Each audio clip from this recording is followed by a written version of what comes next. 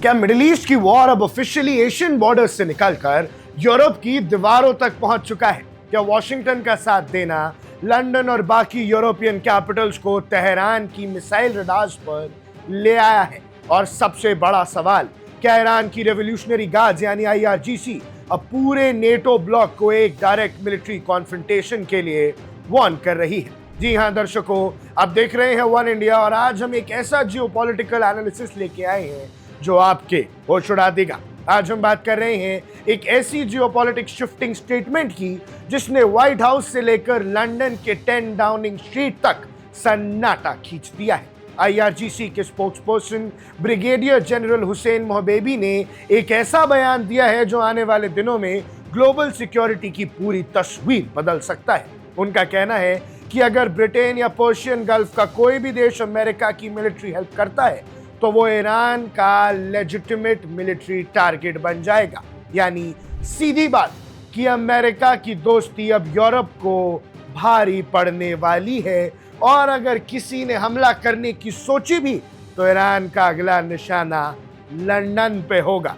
इस पूरे मामले को बारीकी से समझिए। ये कोई आम डिप्लोमेटिक धमकी नहीं है, ये कैलकुलेटेड मिलिट्री स्ट्रैटेजी है जो तेहरान ने अनवील की है।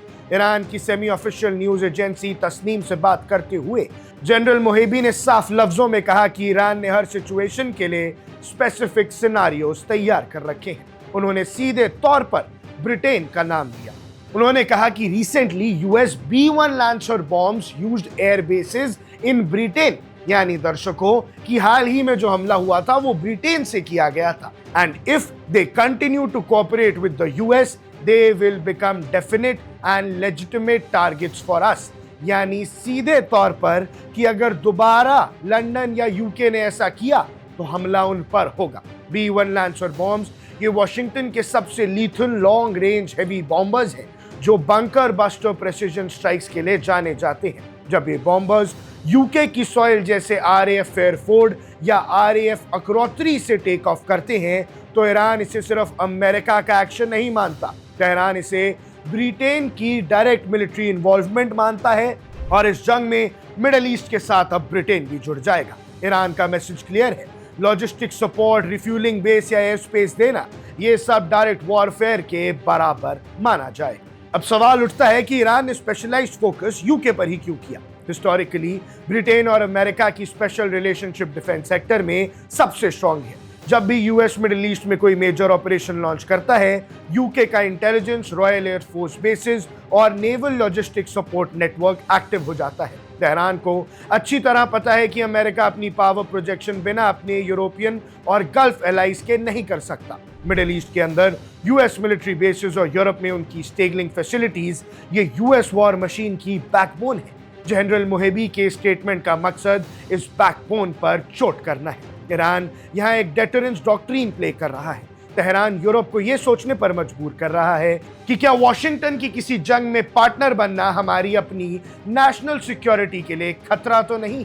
जी हां दर्शकों, अब ईरान ने डायरेक्टली चैलेंज यूके को कर दिया है। लेकिन कहानी सिर्फ यूके पर खत्म नहीं होती। जनरल मोहेबी ने पर्शियन गल्फ स्टेट्स का भी जिक्र किया।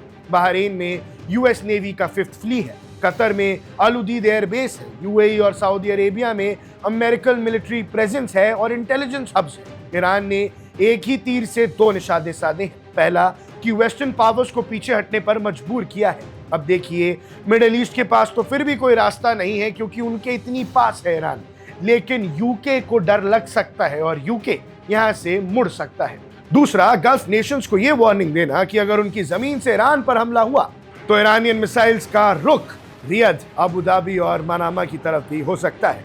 ये क्लासिक एस्केलेशन थ्रेट है। तेहरान रीजनल देशों को यह एहसास दिला रहा है कि वॉशिंगटन के साथ उनकी सिक्योरिटी पैक्ट उन्हें प्रोटेक्शन देने के बजाय उनके सर पर एक टारगेट पेंट कर रही है। अब आते हैं सबसे क्रिटिकल पॉइंट पर, क्या ईरान के पास इतनी कैपेसिटी है कि वो यूके या यूरोपियन एसेट्स को टारगेट कर सके? जनरल मोहिबी ने कहा, we have a specific scenario for every possible situation. इस लाइन को लाइटली नहीं लिया जा सकता। ईरान के पास मिडिल ईस्ट का सबसे बड़ा बैलिस्टिक मिसाइल आर्सेनल है। खैबर शेखन, फतेह हाइपरसोनिक मिसाइल्स और सेजिल जैसे सिस्टम्स की रेंज 2000 किलोमीटर तक है। इसका मतलब है कि यूरोप के साउथ ईस्टर्न बॉर्डर्स तक मेडिटेरियन सी में रॉयल नेवी के वॉरशिप्स और पर्शियन गल्फ के सारे वेस्टर्न एसेट्स ईरान की स्ट्राइक रेंज में आते हैं। ईरान से बैठे बैठे यूके पर हमला करना, लंदन पर हमला करना मुमकिन है।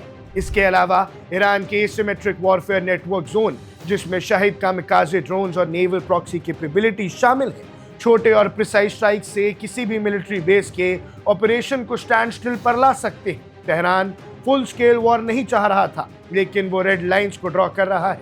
उनका प्लान सीधा है कि कॉन्फ्लिक्ट का कॉस्ट इतना बड़ा है कि यूएस के एलाइज पीछे हटने पर मजबूर हो जाए।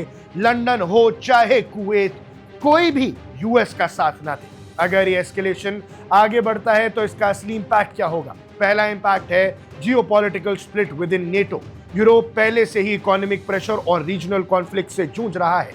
यूके के अंदर भी पॉलिटिकल डिबेट तेज हो जाएगी कि क्या अमेरिकन B-1 बॉम्बर्स को यूके एयर बेसिस से ऑपरेट करने देना लंदन के इंटरेस्ट में है या नहीं। दूसरा इंपैक्ट कि ग्लोबल इकोनॉमी और energy crisis, strait of Hormuz world's most critical oil transit choke point है। अगर पर्शियन गल्फ स्टेट्स इस वॉर के लपेटे में आते हैं तो ग्लोबल क्रूड ऑयल प्राइसेस आसमान छूलेंगी, शिपिंग लाइन, सप्लाई चेन्स और इंटरनेशनल ट्रेड क्रैश हो जाएगा।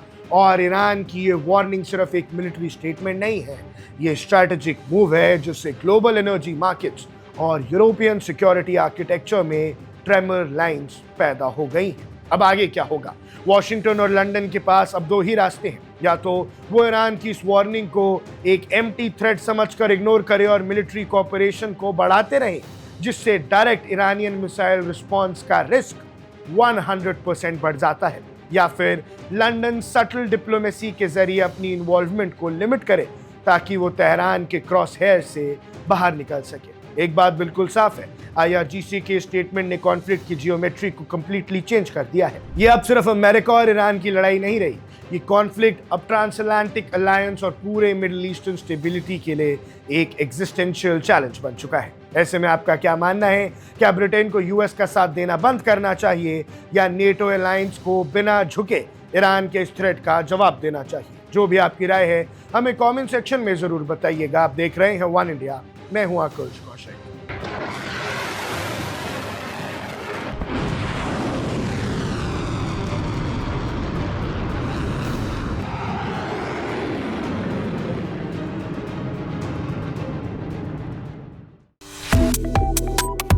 Subscribe to One India and never miss an update.